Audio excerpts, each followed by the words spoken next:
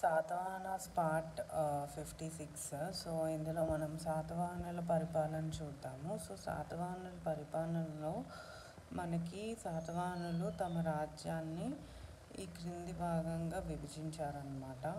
So రాజ్య భాగాలు వచ్చేసి రాజ్యం, ఆహారాలు, నిగములు, గ్రామాలు. రాజ్యం పరిపాలకులు రాజు, ఆహారాలు పరిపాలకులు ఆమత్యుడు, నిగములు పరిపాలకుడు నిగమ సభ ఆర్ పట్టణ పరిపాలన, గ్రామాల పరిపాలకుడు వచ్చేసి గ్రామకుడు ఆర్ గుల్మిక ఆర్ గ్రామని. ఈ ముగ్గురులో ఎవరైనా పాలించేవాళ్ళనమాట. ఒక్కొక్క ప్లేసెస్లో వాళ్ళని ఒక్కొక్కలా పిలిచేవాళ్ళు.